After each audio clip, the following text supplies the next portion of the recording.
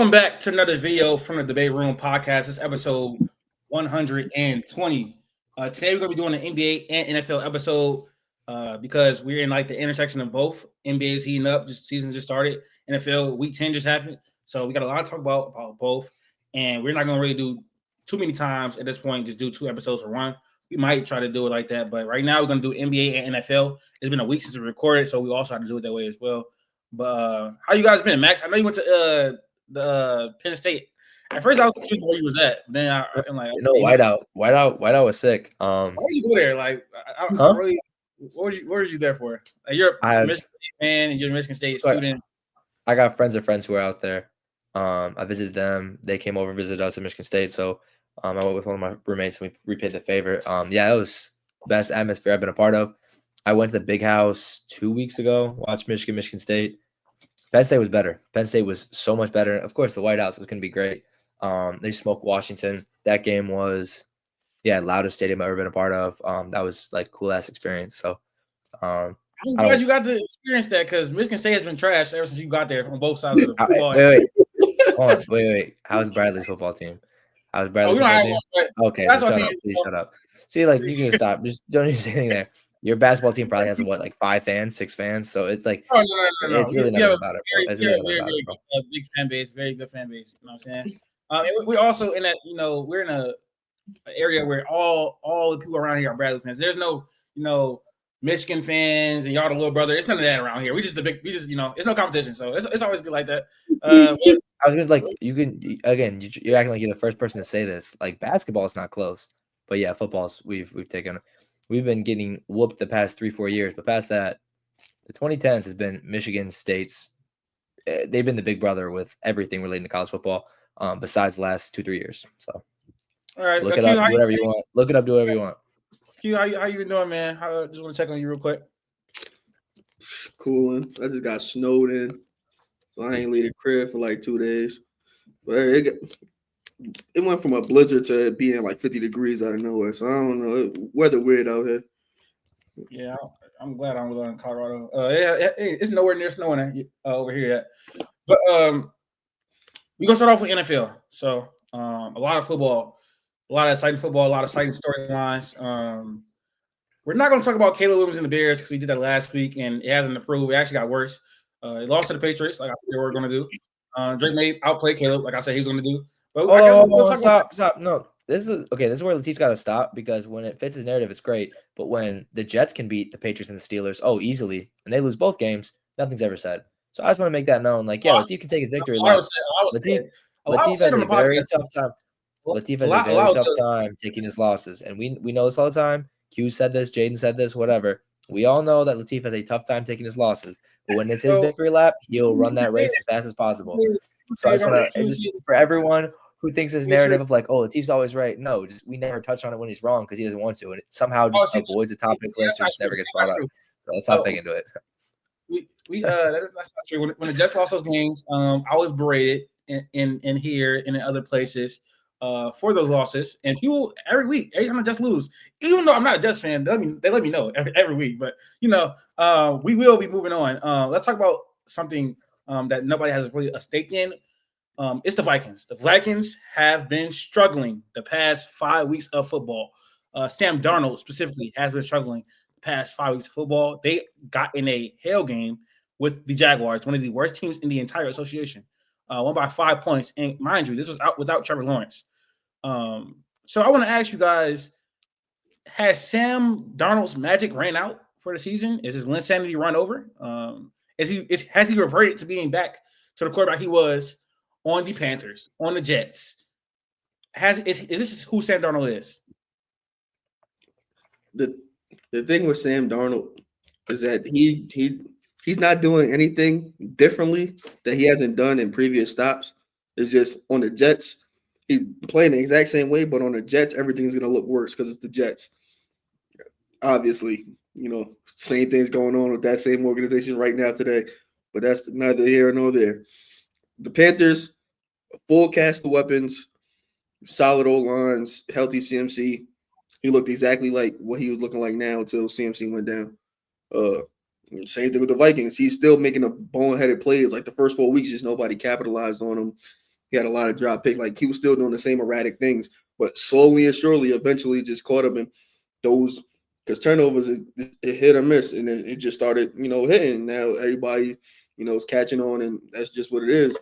He's always been a talented quarterback. He's just like it's a lot of the upstairs things, a lot of the mechanics, like things just go over. He's not the perfect dude. Like if it's not perfect, he's even if it is perfect, it's gonna be some plays he's just not gonna be able to make. Or he's gonna do something dumb. So I think he's been who he's always been.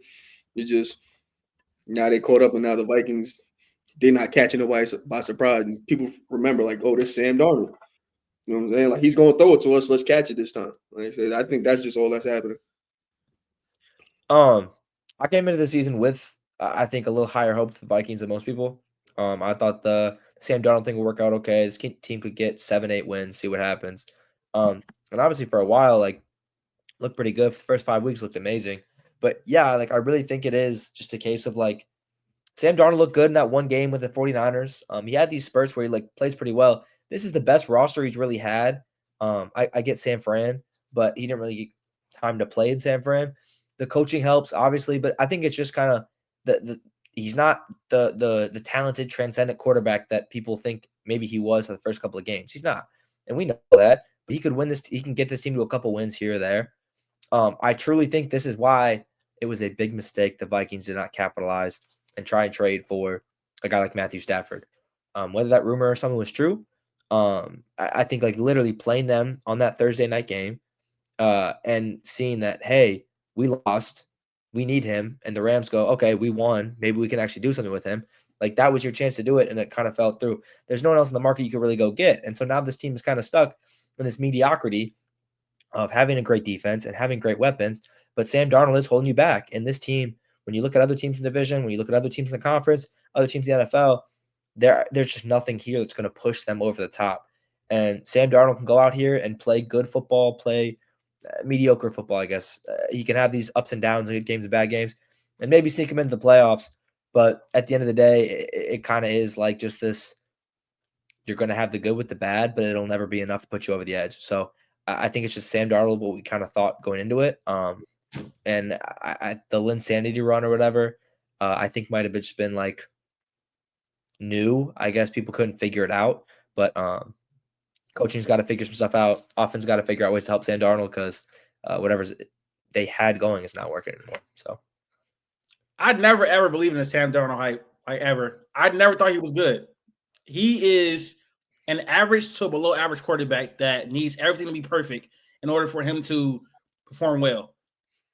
And it's kind of like Jared Goff, but he's worse, clearly, than Jared Goff. And so even when the situation is perfect like this, you still can't rely on a average to below average quarterback to get you to wins consistently. Like, you just can't. They have one of the best offensive personnel in the league, some of the best coaching personnel in the league, one of the best defenses in the entire league, and they still can't rely on Sam Darnold to get them wins consistently. Like, they're winning right now, but it's not because of Sam Darnold. I don't think they ever won because of Sam Darnold. They won because of the defense. They won because of the running game. They won because of the skill position that they had, and they won because of their coaching. Sam Darnold was in MVP conversations. People were gassing him up. It's just not who he is, and that's okay. They have J.J. McCarthy waiting, and I don't think he's that good either, or will be, but some people do. And so you got to take a chance on that as well. He has a whole year of sitting and watching with a great play caller, so there's some hope for him. But I never ever believed in Sam Darnold, like ever. I remember me and Q was having conversations earlier in the Discord, and people was trying to actually, say that he was an MVP candidate, and I'm like, no, they're not winning because of Sam Darnold. They're winning because of their running game. They're winning because of their defense. They're winning because they have all these skill positions, and people are getting schemed open. Yes, he has to make the throws, but he's not doing anything like he's playing inside of a system. He's not doing anything outside of that system. He does have some mobility. He can, scramble and stuff like that, but he has talent. It's just everything else is not there for him. Yeah, like Sam, he's a traits. Sam Darnold's a traits quarterback. Like he has the traits. He just never got coached. Like he never got developed. Like in USC, he didn't get developed. Obviously on the Jets, he didn't get developed. He didn't get developed on the Panthers either. It was just like a lot of play caller, like a lot of OCs don't develop quarterbacks. They're just making out there in scheme. They're just running plays that they know would work. Like a lot of like you can see it a lot with like these young quarterbacks and things like that. These good OCs, they aren't developing the quarterback. They're just fitting a play. They're just fitting plays around the quarter, like scheming around the quarterback to make them, look good. They're not really developing. Sam Darnold just never got developed, so he's pretty much gonna be garbage for the rest of his life as like a as a Damn. you're not you're 28. Yeah, he's like 27, 28. He's not. It's hard pressed to get developed right now. Like that, I don't think that's just ever gonna happen. And people could be like, Geno Smith. Geno Smith coming out of school, he was more polished than what Sam Darnold was coming out of school. Like Geno Smith, he was a traits guy too, but he played better than what Sam Darnold played at USC. Like he was just there was things there. Like there's not a lot there with Sam Darnold. It's just what it is. He's gonna be a career backup. Yes. Latif, can you go a little more in depth with the comparison with Sam Darnold and Jared Goff, kind of like the role? Because I've had, unfortunately, living in Michigan, I know it's not a Lions topic, but I've had a couple different debates with people about Jared Goff and his role, and I agree. I think Sam Darnold and him are kind of, obviously Jared Goff's a better quarterback, but they're fitting the same role in this situation, right? They're winning because their team, they're winning because they're running game, they're winning because they're coaching, they're winning because their defense, not necessarily because of them. And I was just saying, if you could give your little 2 cents on kind of how you translate the Jared Goff. Obviously, like, is Jared Goff the LeBron James of Sam Darnold's? I don't know, but something like that. Like, how can you translate those two? He kind of is. It's like, I don't know. I think that'd be Jared Goff is a good quarterback. Okay. He for sure is a good quarterback. Like he is, yeah. But it's a fact that he benefits from the situation that he is in. They won like 2 games this year where he literally done nothing. They won a game last night where he threw 5 interceptions and they still won. He has been pretty good in like damn near perfect situations. On the Rams, they won that game. They almost lost that game yesterday because of Jared Goff, and they won the game because of Jared Goff. They won the game because of the defense, in my opinion. They won the game because of the defense. The defense literally shut them out in the second half. And if they don't do that, then they lose that game. Getting turnovers is not really. That's not like shutting down, because again, they forced 4 points. They forced 4 points in the second half. Yeah, due to like extra circumstances, but the first half they was going up and down on them. It wasn't really. Yeah, first half they was boat racing them. Like even with like the 5 picks, like he still came at the end and clutched up. Like he had 3 great drives right after that. Like the defense ain't do that. Like. So I will give most of the credit, in my opinion, to the defense for that win and Aaron Glenn. But yeah, again, they've won 2 or 3 games this season where he's hasn't really had that big of an impact. They blew the Titans out. He had like 50 yards passing some shit, something like that. So they don't really like. You can pop 20 to 25 quarterbacks in a situation, and you're going to be a good team. I personally feel like, but I do believe Jared Goff is good. He's just Jared Goff hasn't really shown that he's good outside of when a situation benefits him. He just hasn't. And I know that's some people think that's not, but like when they went 9-8, they were relying on the running game. The offensive line was really good. The defense still sucks. But he wasn't great that season, in my opinion. He was good. The 9-8 season? No, I don't think he was great. Well, great, good. That's immense. But he was comfortably a top 15 quarterback that 9-8 season. And like then he's always been a comfortable top 15 quarterback. Like he never was below that outside of his rookie year, but we could blame Jeff Fisher. The 0-3, the 3-win year with the Lions, but he had just got there and they ain't had nobody. Outside of that, he's been, and it's like you can't. I'm not big on faulting people for circumstances they had no control in. Like the Rams, he ain't had no control over them bringing Sean McVay being this, great play caller and things like that. He had no control over going to Detroit, and they happen to have Ben Johnson. Because, like, if they weren't playing that well, nobody would know about Ben Johnson at all. 100%. So we know Ben Johnson because Jared Goff looks good because the stigma on Jared Goff. But we didn't know Ben Johnson when he first went there. We did not know Ben Johnson when he first went there. Because Jared Goff was, quote-unquote, bad with the Rams. He wasn't. He goes to Detroit. It's afterthought. They start playing good. But since we think Jared Goff is bad, it couldn't be Jared Goff that is making them a good offense now. Now it's who's they OC over there? Now it's Ben Johnson, and you give him most of the credit to Ben Johnson. It's like somebody's always going to steal credit from Jared Goff. They had one of the best offensive lines in the league. They had one of the best rushing attacks in the league. So I just think he benefits from all that. Like I don't think they had a good old line go. They didn't have a great rushing attack the first 2 years he was there. And I wouldn't say necessarily bad. The Lions always have had running backs. I really don't think Jared Goff is a top 3. I don't think Jared Goff is a top 3 most important player on the team. No. Nobody's saying that. Even though he's a quarterback, and that's like they have inherent positional value over all other positions, and he's not a top 3 player on the team. I ain't saying that. I'm just saying, just based off the stigma of Jared Goff's, how he left the Rams. Now, since people already think he's not good. Now, all the credit of what happened to the Lions, we're gonna shift it to everything else. When last year was the first year they had a great running game. Like the first 2 years, that wasn't great at all. They had Penei Sewell and Taylor Decker. The O-line was average. They added another piece, and then they got good. They didn't have a great running game. That they had DeAndre Swift, and Buddy that went to the Seahawks and then he retired.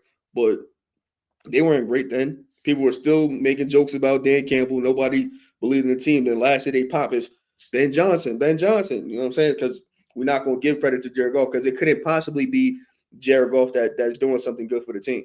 You know what I'm saying? Was 2022 the 9-8 season?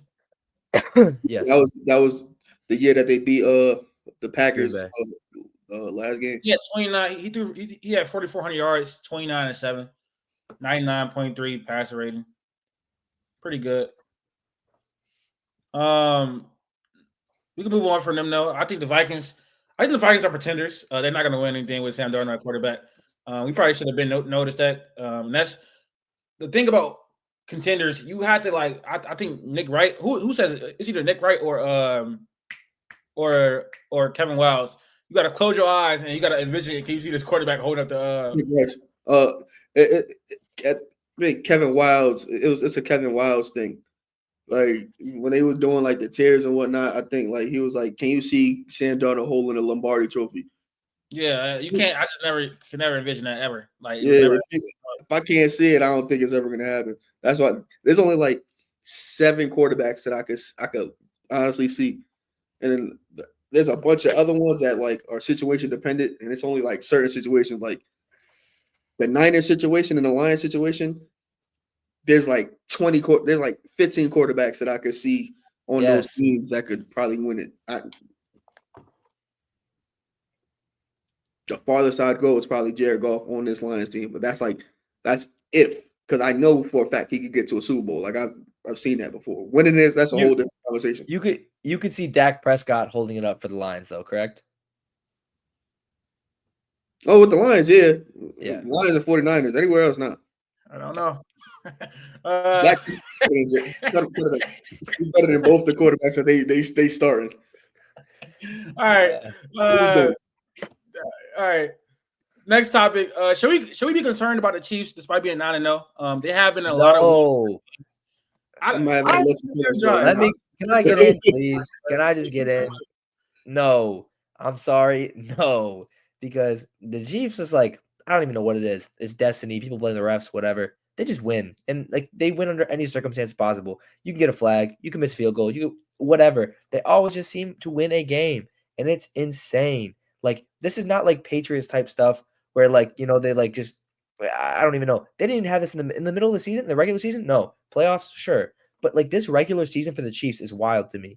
That like they're just pulling out weird ways to win every game. Pat Mahomes plays terrible. Travis Kelce had like 5-6 bad games to start the season. The defense is getting injured, and they're still winning games. Last game was crazy.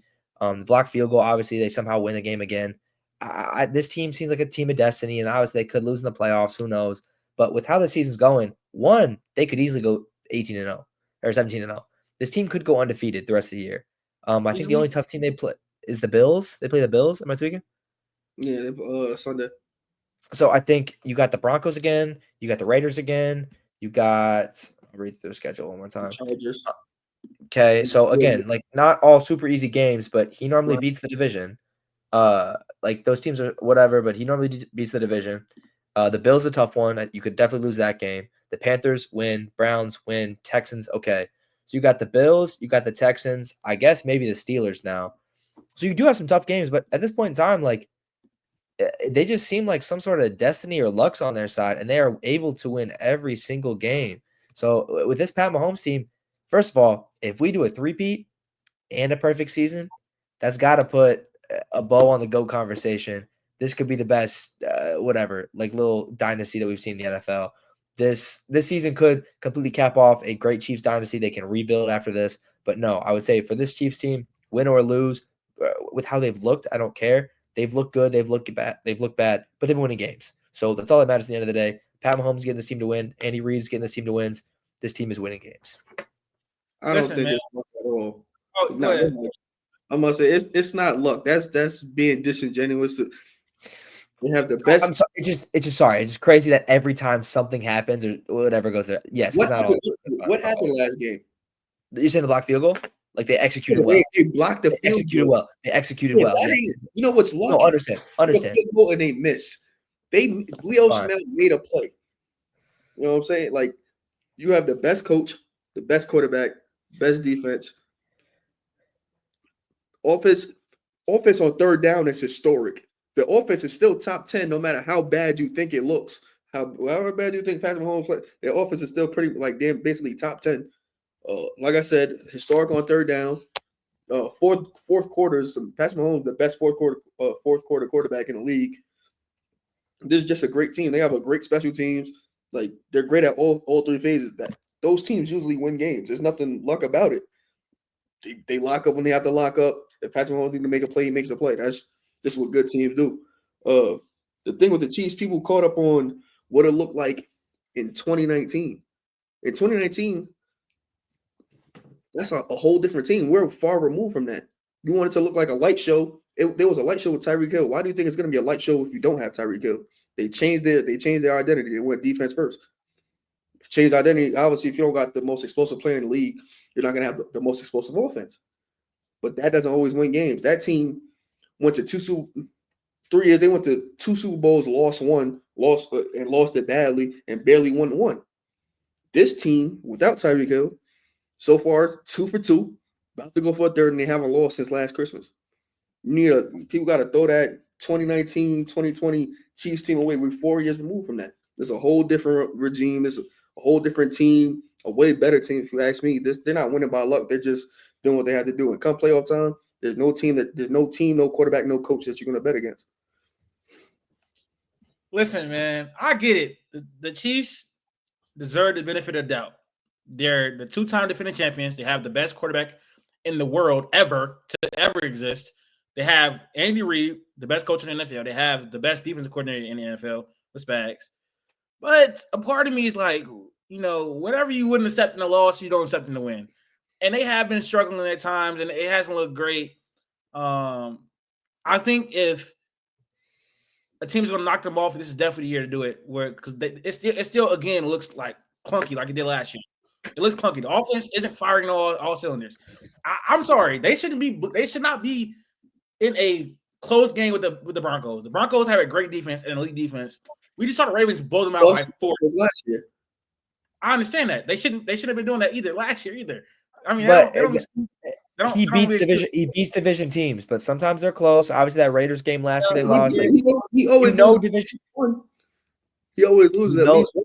You know division teams well, but that doesn't mean you won't they win, but that doesn't mean they won't play close. Like they still will play close games. And their defense is solid, I guess, but the defense the Broncos are elite. The Broncos are elite. It ain't solid. That's a top 5 defense. No. Yeah. I mean, and then I think the Chiefs defense they've looked great, but they also don't have a cornerback too right now. And it's really showing. Washington got injured, and their secondary has not looked the same since then. McDuffie got cooked by Cortland Sutton. I don't know what that was about. McDuffie's like that, but I'm not gonna go off the rails and say we should be concerned. But I'm keeping notes. I'm keeping notes right now because you sound like all the people that if it was any year to get them is this year. You've been hearing that since the moment Tyreek Hill got traded, and all they did is win it. I think last year for real was like, if there's gonna be a year to get him, it was last year for sure. And they ain't lose a game since Christmas. Went through the playoffs and won another Super Bowl on their road to a third Damn one. near a year undefeated. That's what I'm saying. Like, if you give the They 17, love people like y'all. I'm taking notes.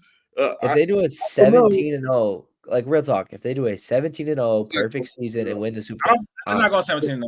They're not going 17-0. And going 17-0, 16-1, 16-1. Patriots 17-0 still lost.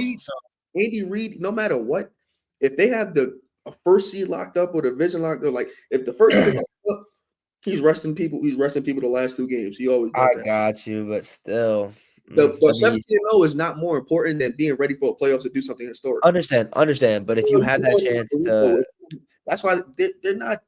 They're coasting through the season. They're not pulling out crazy things so you can get film and things. They doing. Well, I guess by that rationale,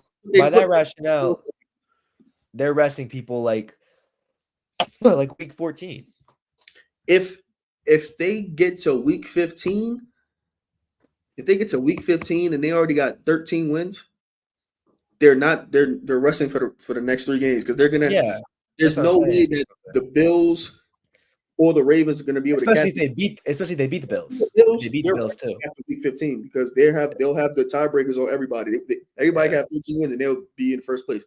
Yeah, that'd be just enough to make sure Travis Kelce is able to go through the playoffs and do what he did last year. Like. They have bigger fish to fry than worrying about how they look through the regular season. Their home field advantage has been obviously elite through the last playoffs. Pat Mahomes playing at home has been such a huge help. So. He didn't play. Yeah. He was on a roll last year. Pat? He was on a roll. He only played at Miami. In Baltimore. Yeah. And then he went in years past, does he not have home field advantage? I'm just saying, last year with the worst team, he went on the road. That was the toughest by metric. That was like the toughest like Super Bowl run ever. Like outside of the New York Giants ones. Like they're fine. Trust me. Can't bet against Pat. I would never get bet against Pat. He one of those ones. I agree. I bet against him, but I'm keeping tabs, man. I'm keeping tabs. All right. I think we talked about the Steelers a little bit earlier. The Steelers are 7-2. I'm not gonna lie, completely surprised me. I think I had to take that this is gonna be their first losing season under Mike Tomlin coming into the season, and they have completely it's the opposite of that. This has been a great season for them. They had time to see if Justin Fields was the one. He wasn't. So Russell Wilson is healthy now, and I guess he's not watched after 3 games, but we're gonna see. Actually, I have 2 questions. I want y'all to answer this. Did the league give up on Russell Wilson too early? You me go? Or you want to go? There you go. Go ahead. I think so. I think with the amount of quarterbacks getting other chances around the league, with Baker Mayfield, Sam Darnold's kind of coming out and playing pretty well or showing they still have some game left in them, I definitely think that under a bad situation, under Nathaniel Hackett, Sean Payton, whatever, I definitely think that a guy who, I mean, as of 3 years ago, was still pretty solid, no?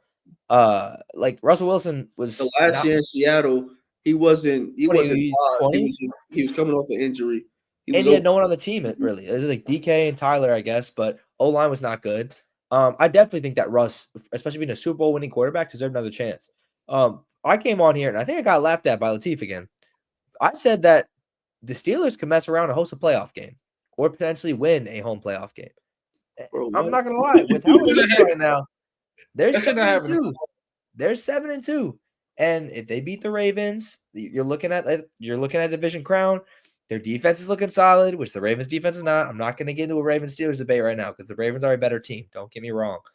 But with how the schedule's playing out, and if the Chiefs get this whole thing and rest their starters and week 17, they can get a second string Chiefs team.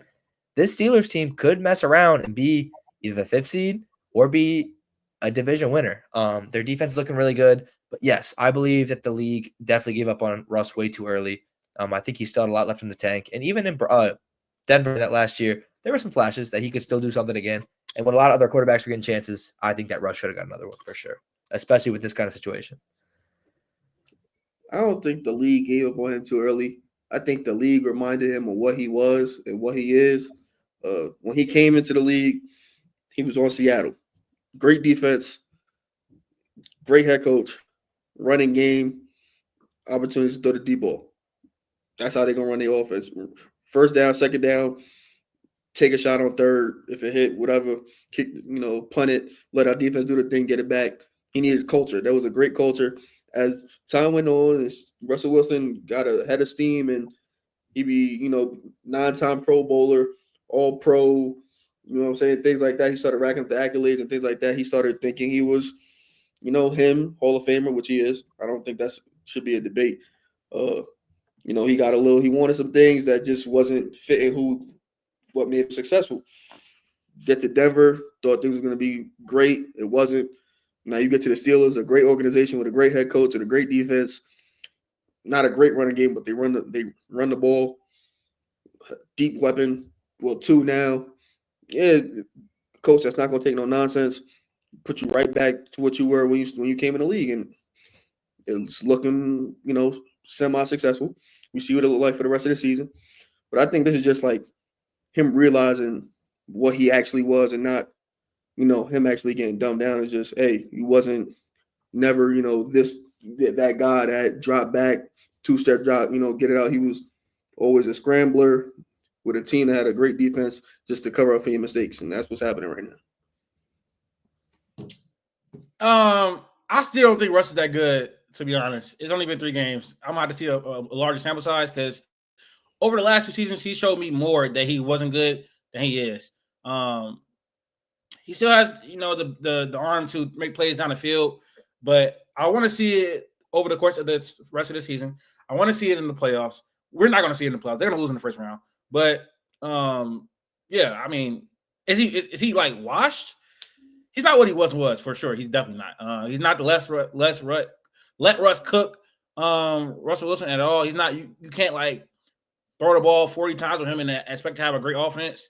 But you can lean on the running game, lean on the defense, and he be that person that can make big throws like Justin Fields can't. And that type of stuff. But I don't think his mobility is gone. It's completely gone. He still can't throw over the middle of the field, which he hasn't been able to do that for his whole entire career. So is Russ as bad as we thought? Maybe not. But is he good? No. I wouldn't say so, no. He's gonna have to show me more, to be honest. But that was just my first question. That's about Russ. Do you think the Steelers team as a whole is a contender in the AFC? They're 7-2. I think are they 8-2? No, they're 7-2. Yeah, the Steelers are 7-2. They are leading the right now. Do you think they're contenders in the AFC? No. Yeah, for all I just said, no. I still think a contender. Maybe they could win a playoff game or host one, but no, I don't think they're a contender. Yeah, I don't. The record doesn't really I don't think that makes you a contender just because you're 7-2. Teams could go through regular season winning 10, 11 games every year. I'm not gonna say it's easy to win 10 games, but decent organizations with decent teams, decent enough talent, they're gonna win 10 games. Well, it's just not like an indicator of whether you're good or not. It's about how you win in those games. Things like that. Who's your quarterback? Who your coach? Because you could, if you're in a bad division or you face a bunch of bad teams, you could reel off a bunch of wins like the Steelers did, like the Commanders did. Like it's not hard to do. Because once it gets crunch time, do you trust that quarterback to win you a playoff game against a top 5 quarterback? Because the Steelers make the playoffs, they're going to go up against basically a top 5 quarterback. They're either going to see Patrick Mahomes, Lamar Jackson, Josh Allen. Seeding, I don't think the seeding would allow, but probably yeah. And of those 3, they faced 2 of those quarterbacks in the playoffs already and got fried by both. So it's like their best chance is facing Lamar because of how that matchup usually goes. And even then, I don't think nobody's taking the Steelers over the Ravens in the playoff game. I don't think it's contenders either. I don't trust Russell Wilson to actually, or the offense, even though it's been improved, to actually beat playoff defenses. I don't trust it at all. So no, I wouldn't have them as contenders. They're a good team for sure. Not a great team. They play the Bills. think they're gonna lose. They play, but I think I'm not gonna lie. I feel like if it was any team out of the contenders that they can beat, it's probably the Bills. Just because That's just crazy. That's just crazy. out of the Ravens, Chiefs and Bills, they have a better chance of beating the Ravens than the Bills. That's just a fact. They do not play well against the Steelers at all, and that's what the worst. That's like what worst quarter. Lamar can't beat the Steelers. Like that just doesn't happen. That's fair. Every time the Bills are facing the Steelers, they don't crack them. Like I'm just saying though, I think the defense. That was last year. You just don't like the Bills. There's no rationale. No, it's not that.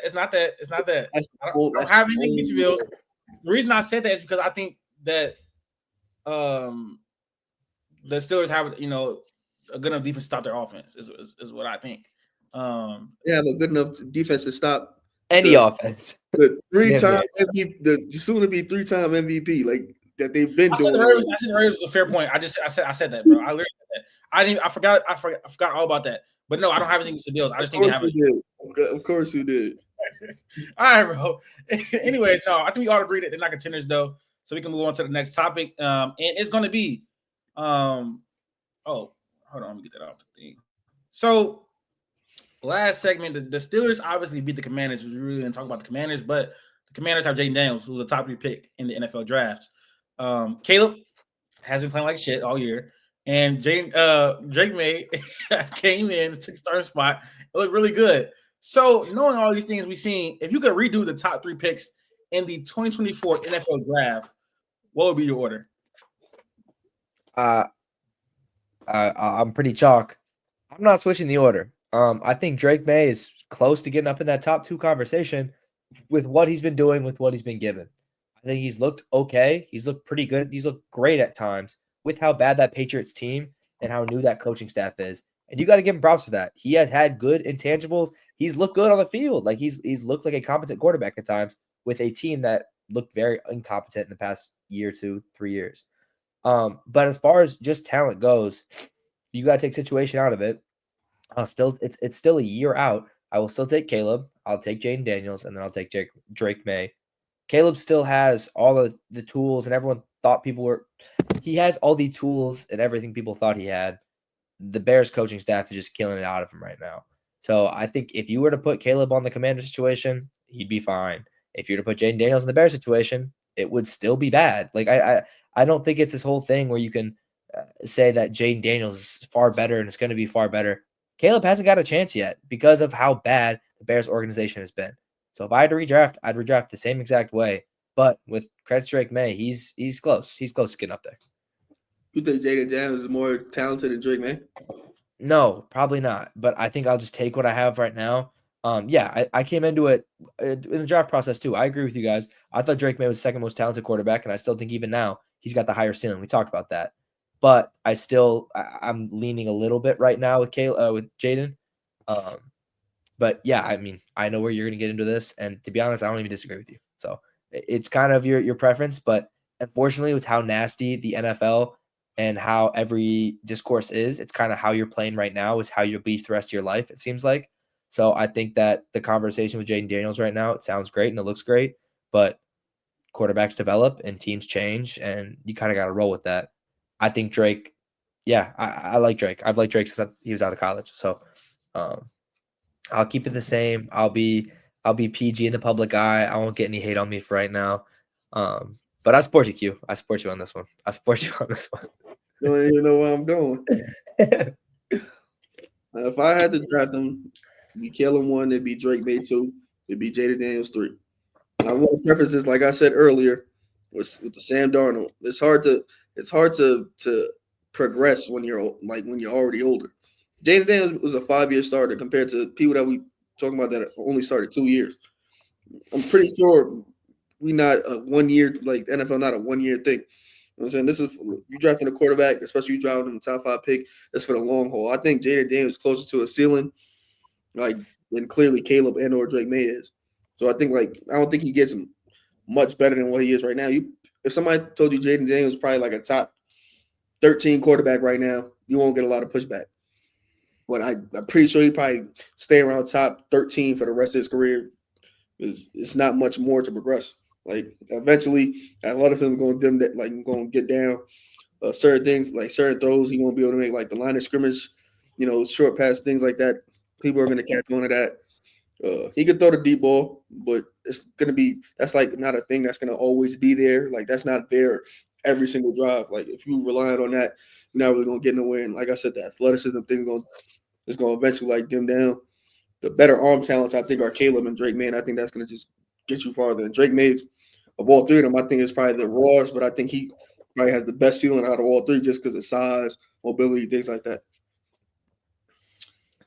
I would take Drake May 1. he's the best quarterback in this class. I say it was 1A, 1B before the start of the draft, but he's okay. 6'4". Wait, stop. That's something before. Stop. No, please stop. Q. He was trying to say this before, and I forgot to bring this up. He was trying to say that he had Drake above Caleb. He had Drake above Caleb the whole time. He had Drake 1. Q, yes or no? Did I say 1A, 1B? Yes or no? It was pretty consistent along with me and another Dave. Drake May was closer to Caleb than most of the world actually thought. Like it was always okay. The smallest gap. I did. No, because he came in here and said Bears picked the wrong quarterback. Bears picked the wrong quarterback. I said they should pick Drake, and I was like, you never said that. You said Caleb the whole time. I was trolling. I literally was trolling. Okay, didn't mean to interrupt. You go. Sorry. If no matter who had the first overall pick this year, the pick was always going to be Caleb, no matter what. Yes, Anybody telling you, oh, nah, we would have took them, they're lying. I promise you. Fine. Sorry, Steve. Go. My fault. No, I was just saying. I think Caleb will still be number 1 overall pick. I think he has the most talent in the class. When they get a better offensive coordinator, a better offensive line, I think he does have the highest ceiling. But second, I'm under the same pressure. I would take Drake. I think his arm talent is better than Jaden Daniels. Jaden Daniels is more mobile. He's more pro ready, all that type of stuff. But Drake is still so raw. He still has some plays where you're like, Drake, what were you doing? Like that interception against the Bears was ridiculous. I don't know what he was thinking. Sometimes he just launches the ball down the field. He still needs to be coached. He needs a better offensive line. He needs better weapons. But he's doing a lot right now. He's playing really well considering the weapons he has right now. Go ahead, Q. The thing with those type of like whoa plays, those usually come from like quarterbacks that usually have to carry lesser talent. So like Drake May on UNC, when you don't have no Josh Downs, your best receiver is Tez Walker, but he hasn't been there because he was suspended from play and you ain't really got nobody out there. You're just trying to make a play. That happens. Patrick Mahomes was doing the same thing. Justin Herbert was doing the same thing. Josh Allen was doing the same thing. The quarterbacks that aren't going to these highly touted schools with great talent around them, a lot of times they usually have to make things up on their own. That's why like picking quarterbacks from schools that like the LSUs, the Ohio States, CJ was notwithstanding, Alabama, Georgia, like those teams that like they always win games, they always got talent. It's hard to evaluate those quarterbacks because that's how you end up having to pay $200 million. You picking Mac Jones and Jalen Hurts and things like that. It's just they got talent on the roster. I'm not taking nothing away from like Jaden Daniels because he had 2 first-round wide receivers. Drake May's wide receivers. Josh Downs is good, but he was a 3rd-round pick. Tez Walker, not that good. He was a 4th-round pick or 5th-round pick. Like he don't have much to play with. Even Caleb Williams, he wasn't playing with no 1st-round wide receiver. Wasn't playing with a 2nd-round wide receiver. The last year he played with Jordan Addison, but that was a transfer. O-line garbage. UNC O-line garbage. LSU got one of the better O-line. Like the talent on the bigger schools obviously it's gonna be easier for you to look good. Let's move on to the AFC playoff race. The first like 5 or 6 is damn near a lock at this point in the season. What 2 teams y'all think are gonna make it to that 6 and 7 spot? Because the first 5 right now, especially with the Texans being where they are, who else is in the lock right now? The Ravens, Steelers, probably are 2 locks. And then it's the Chiefs, Texans, and Bills. There you go. Oh, I got out though. Bro was ridiculous, bro. Like, yo, you really ridiculous. So the playoff locks, it feels like in the AFC, is the Bills, Chiefs, Ravens, Steelers. Who am I missing? And the Texans. Who are the other two teams y'all think are gonna make the playoffs? That's my I question. think the Chargers are a lock. You And said if I had to Chargers take, are a lock? and if I had to take a guess, for me, I would take the Broncos, but it probably most likely would be the Bengals. I'm not gonna lie, man. Cincinnati might come full circle. I believe in the Bengals might have come back. I think it might. I think it's the Chargers and the Bengals. I think the Bengals with the schedule, they could beat Dallas, they could beat Tennessee. If that Broncos Cincinnati game could be they gotta huge. see the Steelers twice. They gotta But see the Browns, but they beat the Browns this year. They beat the Browns Chargers this year. and the Broncos. I'm counting the wins. I'm only counting wins right now. They So gotta you see gotta defense 5 games in a row. hold on. I think they could beat the Cowboys. They could beat the Titans, and I think they could beat the Browns. The Browns you don't have to give it a chalk win. That's fine, but it's at home. So I got those three that they can definitely win. So I'll lean towards wins. Maybe they split with the Steelers. That's the hope, obviously, for them. But you just got to beat the Broncos. You have to beat the Broncos, who is the other team you're going to be competing for. Right? You know what I'm saying? Like, I think they can win that. You can lose that game. I'm sorry. You can lose that game. You need 9 wins. I think you need 9 wins. Because, again, we were talking about it. I think you need 9 wins to be that 7 seed. And I think 9 wins, 5 more puts them up there. So I think if you could beat the Titans, beat the Cowboys, beat the Browns, beat the Broncos, and beat the Steelers once, obviously it's a lot to do. But, yeah. You can try to say the Jets. You can try and have some belief in Jets now. The Jets can still win 9 games. Yeah, unfortunately, but like I can't pick them. And again, no matter how much what I ever said no matter how crazy mean I was to the Jets, I still think they can win. If they win 8, it's whatever. But I still think they can win 9 games. They could probably if everything is everything, they can win. They could pretty much win out. Like that's not nothing to discount. I don't think they're going to do it because the team is just like demoralized, but they can win 9 games. But I think the Chargers are locked. The Chargers should be locked. One of those 9 games has to be a winner over the Broncos because the Broncos win 9 games they're in. By the way, I'm going to hate this narrative when Justin Herbert makes the playoffs and has to play like the Bills or the Ravens, and then his playoff resume is just going to look even worse. Who? Herbert. Oh, as long as he plays well, it don't matter.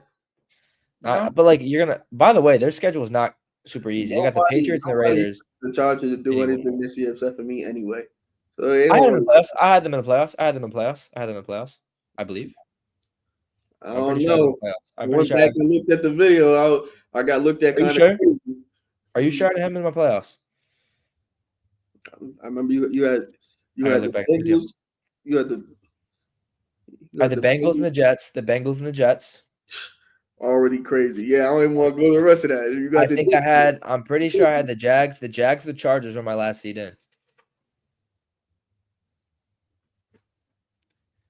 I'll look back at the video. We'll see. All right.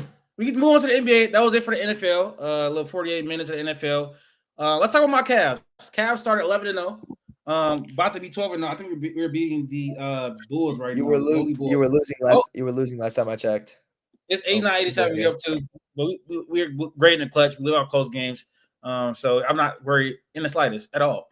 But the Cavs have done this on the back of their defense, an elite defense. The offense has improved a lot under Kenny Atkinson. It's funny how much coaching can change. And I love JB, but he just wasn't the right coach for the situation.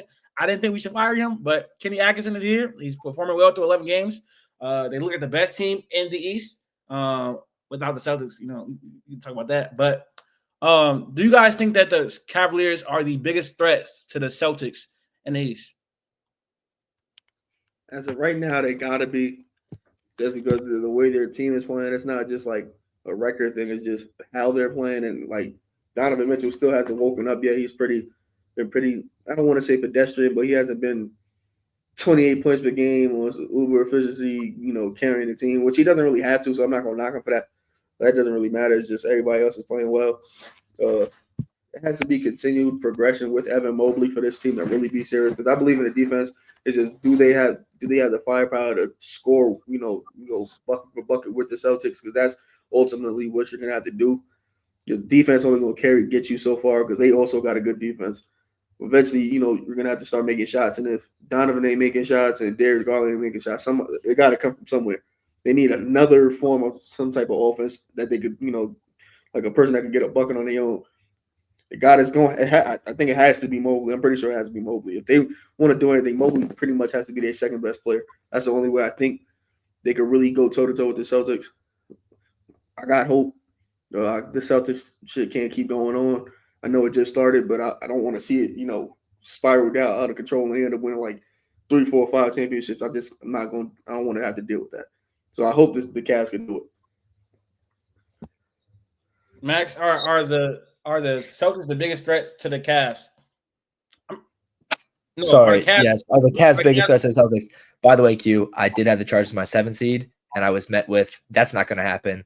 A laugh by Latif. So just making sure. I did have the Chargers in my 7th seed. He's wrong, bro. I did have the Chargers in my 7th seed. I said I don't know, but I'm gonna go be biased. That's fine, but I still think they could lock that up.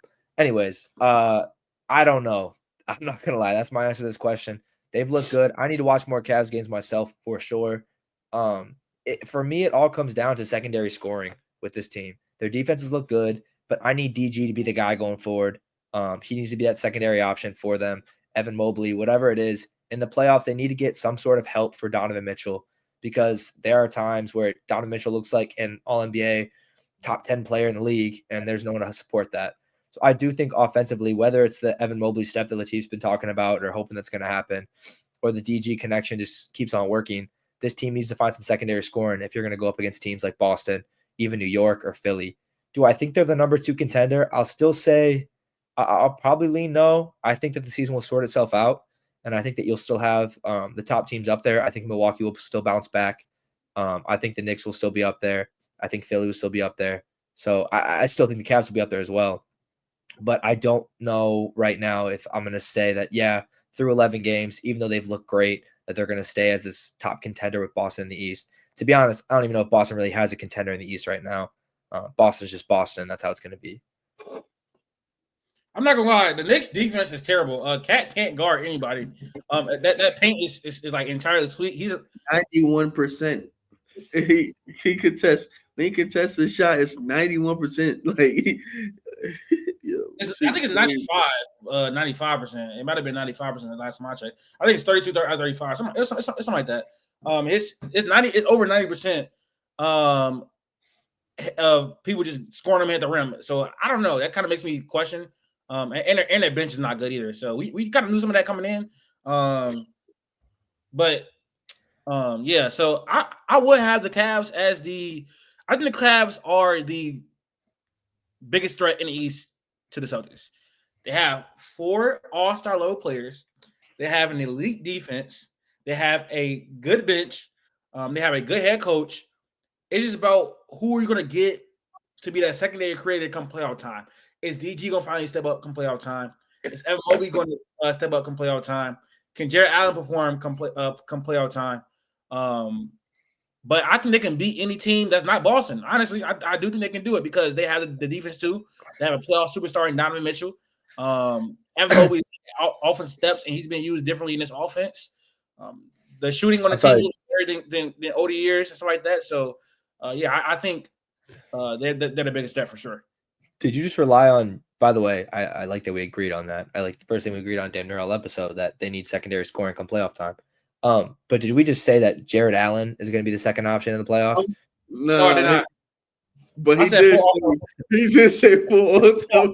Yo, bro, Jared Allen made All-Star game. Jared Allen made All-Star game, and Jared Allen is one of the most underrated players in the NBA. Jared Allen is top. That's fine. That's fine. But if he's your number 2 scorer in a playoff game, something's not working well at all. I rock with him. He cool. Plus defender, vertical spacing. He's a good defender. Yeah, so he could. I just don't. He's a top 10 player. He's a top 10 center in the NBA. Can we get Ken Simmons better? You could get that off because it like 7 through 13. No one's gonna really nitpick. No one's gonna nitpick 8, 9, 10, I 11, thought it was 12. going to be the Geno Smith segment. No. But yeah, I think the Cavs have been amazing. I think we're going to pull this game out against the Bulls. Better. We up by 3 right now. Donovan Mitchell has 26. I mean, how long you see this streak going, Latif? Hold on, who do you guys got next? And I can say you guys because you're actually a Cavs fan. They faced the Celtics on the 19th. He has 18-7-7. Oh my god. Hey, you got Philly, you got Chicago, you got Charlotte, 3 wins, and then you play at Boston. If Beat is not back, we're winning that game. But you beat the Sixers, you beat the Bulls, and you beat the Hornets. The next tough game's at Boston. Yeah, that's the in-season tournament. That's like we winning that. It's a tough one. Okay, buddy. You're not gonna take a loss for a long time. If we win tonight, because I guess Josh. Right, bro. It's not the LeBron Cavs now. Let's relax. I guess Josh Giddy is turning into Doncic tonight. Like it's ridiculous. But yeah, the Cavs they're amazing. They're one of the biggest threats they're one of the best teams in the entire league, to be honest. Sure. In the power rankings, they probably should be number 1, and they definitely should. It's not even probably. I get the power ranking aspect, but are you still like if you're taking a 7-game series today? Are you taking Boston? Or are you taking Cleveland? Boston. I'm not thinking twice. Okay. Another team that started off really well. I think the Warriors are 8-2 right now. They beat the Celtics. They didn't have Jaylen Brown, but they still shouldn't have won that game. They got blew up by my Cavs. We put belt to ass. But they came back and beat the Thunder without Chet, so don't really count. But they faced some injured teams, so it's kind of some speculation. Do you think the Warriors are a serious threat in the West, like currently right now, and going on for the rest of the season? Matter of fact, well, they're not a threat, but they're probably going to be comfortably being a plan just because the Pelicans, they're not whole and not healthy. They don't got nobody. It's Brandon Ingram and friends. They haven't had a cupcake schedule. I'm scared to see what that look like later on if they don't make a move. Because at some point, Buddy Hill going to come back down to earth. Like, he's a great shooter, but he's been locking in on defense. Eventually, once the shot stop falling a little bit, he's probably not going to be as engaged. D'Anthony Melton is hit or miss because he could be injured. He could not. It's still that looming thing where Draymond might do something crazy to get him suspended for a while. He almost had a little thing with Dort. He swung at his head on some nonsense. That could have been something early on. Steph pretty much going to have to carry. He hasn't been, but they also haven't been playing in great competition. Like you said, they beat the Thunder without Chet. I don't know what that game would have looked like if he would have stayed. I know what it was. But if they play that game, 10 more times, I'd probably take the Thunder to beat them 7 out of 10. Yeah, I just think it's the beginning of the season where most teams are running on a high until they find out what they really are. Until other teams pick it up and start acting properly. Yeah, it's just I think it's a first round exit team regardless. I feel bad because I feel like I'm like not believing in Steph. But like, yeah, I just don't think this team's built to really do much going forward. I know Steve Kerr got a lot of shit this summer. And I think a lot of people kind of like realize his coaching kind of situation. Like, what does he really do as an X's and O's coach? I agree with Q. I think everyone kind of comes back down to earth. I don't think Buddy Hield will be this secondary Klay Thompson type scorer that he's kind of been doing, especially playing defense. I think Wiggins and Kuminga will have to step up like people have wanted to in the past and kind of be that help on the scoring side.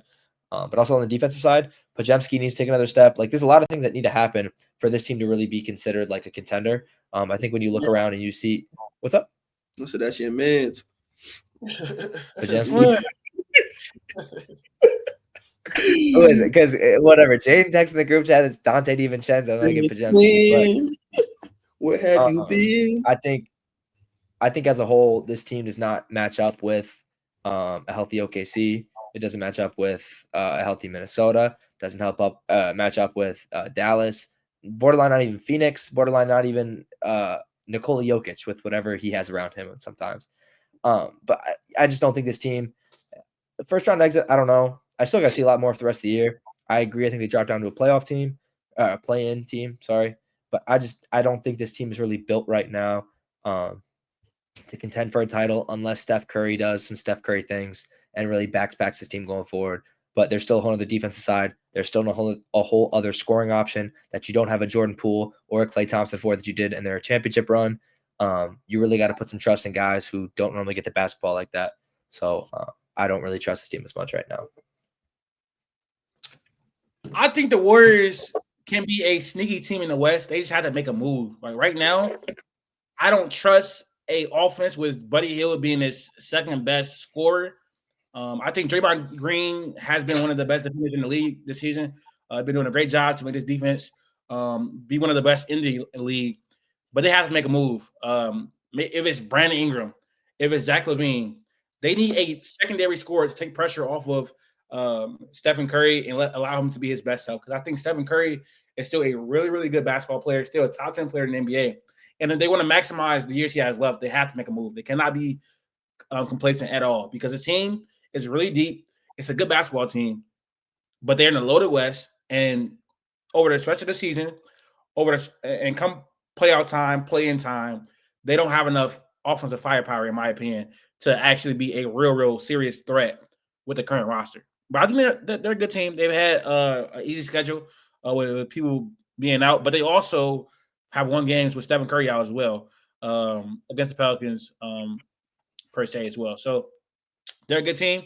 There's not a serious threat until they make a move. But I think they're a move or two away to be a real serious threat. Or maybe they stand pat, wait one more year, and trade for Giannis, and then they could be like actual contenders in the landscape of the league. But I was thinking about this. Now this conversation is kind of a bit old because it kind of sparked up when Dwayne Wade got his statue, and I wanted to think about like what current players actually deserve a statue when they retire. So, do these NBA players deserve a statue for their respective franchises when they retire? First name up is Kevin Durant. The problem, you're on mute. Max, go first. You're a Thunder fan. Yeah, which franchise? Thunder. That's what I'm saying. Let's be for real. No, Russ gets one before him.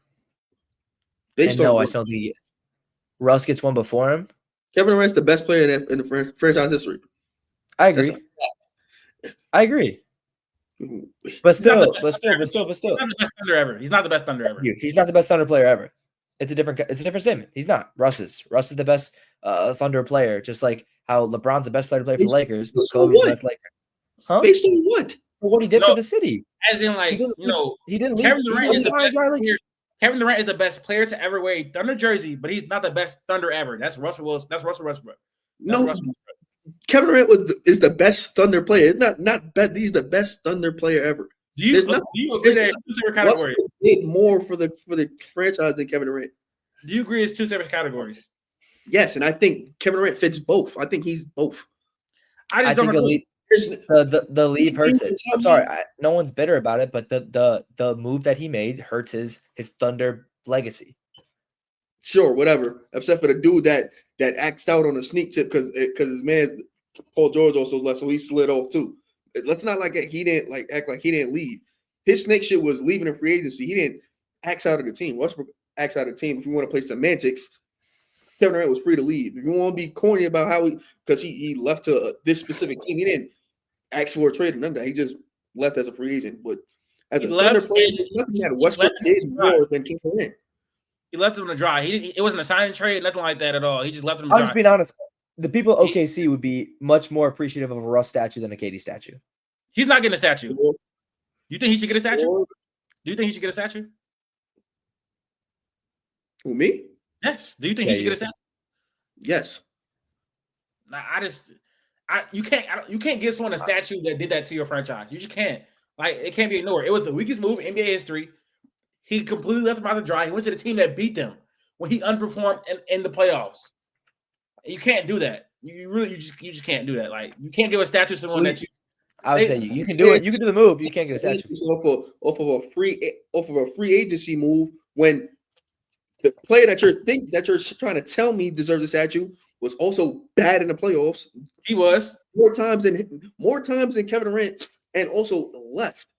He means way more. He means way more to Thunder fans than Kevin Durant. He means way more. He means more to them because they're salty about Kevin Durant leaving, not because of anything. Russ did. That's just silly. Russ won an MVP too. Russ won an MVP too. He did win an MVP. Russ ain't do nothing. That's all based off what Kevin Durant did. That's what. Let's just give it to Russ. He's still here. Yeah, he's still there because they didn't. He also won an MVP. Yet.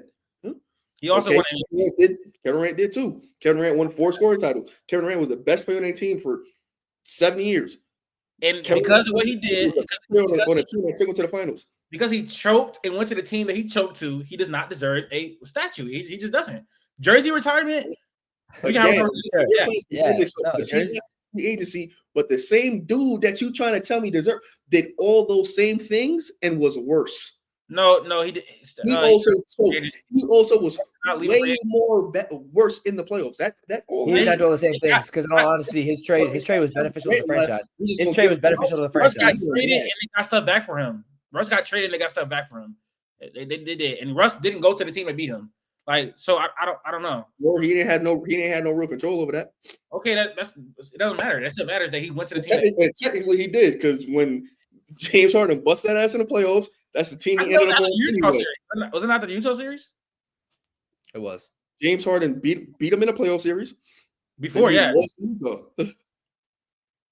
He lost in Utah. He lost in Utah, though, right? He also lost to James Harden. It don't matter. I think he deserves it. Matchup that he lost and he was bad in. And the next year he was bad in the playoffs again and got outplayed by Rubio and Donovan Mitchell. And the next year he was bad again and got outplayed by and got shot by Damian Lillard. Like that happened. And when Paul George left, he skated out of there too. Yes, you split apples. Yeah. If you want to be mad at Kevin Durant, be mad at Kevin Durant. But there's nothing Russ did that. It's not even no. That's what I'm saying. Like me as an OKC fan, I've been mad at KD in like years. This is a team I've been rooting for since. That's what I'm saying, though. That's where you got to say it from from a bias or whatever. Like you got to understand, like as a franchise, how do you look doing that? How do you look being like? I will throw that up there. Like the jersey retirement, I get, but your first statue in franchise history is not for You're giving Russ a hit. I can't say that on here. You're giving him a consolation statue because one person left, not because he did anything. Russ is one of the best players. I don't think it's a consolation statue. Anything for the franchise better than Kevin Durant. All he did was because then both of them got one. Then he deserves what I'm saying. What I just said. There's no instance where Russ deserves one and Kevin Durant is. It's either they both get one or they both don't. Russ individually. That's what I just said. That's what I said the whole time. That's what I said the whole time. Both of them could have got one if he didn't go to the team that literally beat them. He blew a 3-1 lead and choked. I don't know what you're doing. That's what I said the whole time. Blew that 3-1 lead and choked. But he didn't go to the team. He didn't go to the team. That's what team and choked again, then choked again, then choked again. That's what I just said. When I opened the statement up, I said, does Kevin Durant get one? I said, if Russ gets one first. That was my statement. I think Russ gets one first, then maybe we can talk about it. Kevin Durant doesn't deserve one at all. We can talk about that afterwards. But Russ needs to get one in first, and then you go. It was the weakest move in NBA history. You can't just let it slide. Like, he can get his jersey retired. And honestly, some people don't even want that. Like, some people really don't even want that. But he can get his jersey retired. But a statue, no. He don't deserve no statue. He left the team to go to the fucking Warriors. He doesn't deserve a statue, then Russell Westbrook does not deserve a statue. He doesn't get a because the best player next to him. Ironically, the next player is Russ, but we kind of already talked about it. Yes. Russ gets a statue. Yes, Russ gets a statue. Yes, Russ gets a statue. Next player is Russ, and yes, he deserves a statue. No. Yes, Russ gets a statue. Yeah, you consistent, Q. I understand it. The next player up is Jokic. Obviously. Yeah. Yep. He definitely deserves a statue in Denver. He's the best player in their history. Next player up is Joel Embiid. No. Yes. No. No. No. Does AI have a statue? He got a small little one. Yeah. No, So if he don't deserve no. one, he hasn't done anything. He hasn't really done anything in the playoffs. He makes it to the finals, he's getting a statue because then at that point he's done everything that AI did. Okay, Sure, okay. yeah. Well, I guess that's if you're adding implications like that, yeah. Right now, no. Yeah, right now, no, I'm not saying it. So your answer is yes, for real, Q? Yes. Okay. All right. Next player up is Giannis. Sure. Yes. Yeah, Giannis definitely deserves a statue. Next player up is best player ever. Next player up is CP3. No, I don't think he does. Of where? New Orleans? He got too many places. I think he deserves his jersey. I guarantee you he's getting a statue in 2 places. I guarantee you get it. But based on how y'all wanna do this, he don't get no statue. Not the same thing at all. I don't think he does. I think his jersey should get retired in New Orleans and the Clippers. LA. That's it. The Clippers, I don't think a statue. He already said he's getting a statue, so he's getting a statue with the Clippers, and they're gonna give him a statue for the Horn. I don't think he should. Statue is kind of crazy. I guess I don't think statue for the Pelicans just because he played for the Hornets, and that's gonna get confusing. I know the same franchise and shit, but like, I don't think that'll happen as much. I mean, he was great on the Clippers, but they didn't win anything. So I mean, I don't know. Or the Clippers haven't won. He's probably their best player ever at worst top 3. Yeah. Last player is Steph. Yeah. All right. Stop. Stop. Yeah, he gets one. No. He gets 2 of them. I think Steph, Clay, and Dre are all getting a statue. Does KD get one there? No, he does not. Come on, yo. He does not get a statue. Jersey retired, yeah. I bet you he get a statue and go to state. I bet you. KD? He deserves a statue more than Clay deserves a statue. No, bro. No, he does not. What? In all fairness, if KD does not go there, they don't win those championships. Sure, but Clay was also there in 2022. He was there in for 4 years. I agree. I get it. Yeah, like Clay is the foundation of the I'm playing devil's advocate. Give Kevon Looney a statue. The hell? Andre Iguodala gets a statue. Iguodala and Looney get a statue. Andre Iguodala get his jersey retired. Looney, we gotta see. He might get his jersey. Andre get his jersey retired. It's nuts. Andre Iguodala will get his jersey retired. Kevon Looney will not. I like Kevon Looney. Kevon Looney will not get his jersey retired. We gotta see. It could happen though. Kevon Looney can't get his jersey retired. They can't get a statue.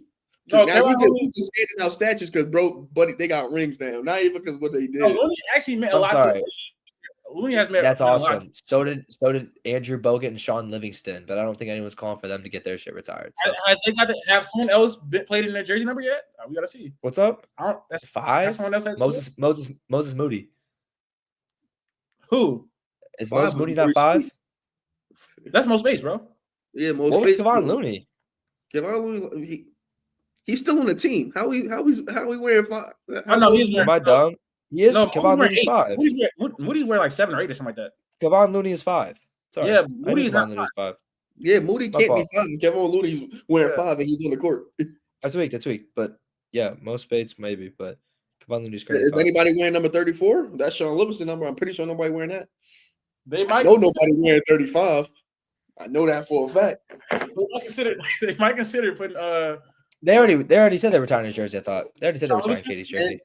KD's. They already said they're retiring his jersey. I thought. Come on, dog. The best player to ever play. He definitely deserves it. No, he's not. Anyways, that he was the best player to ever play there. What are we doing? All right. Last topic, NBA topic. Should the Pelicans hit the reset button? They are failing right now. Zion has a major injury again with his hamstring, which has been bugging him since last year. B.I. is on his last year's contract. Dejounte Murray's injured. They don't have they have a center. Missy has been really good.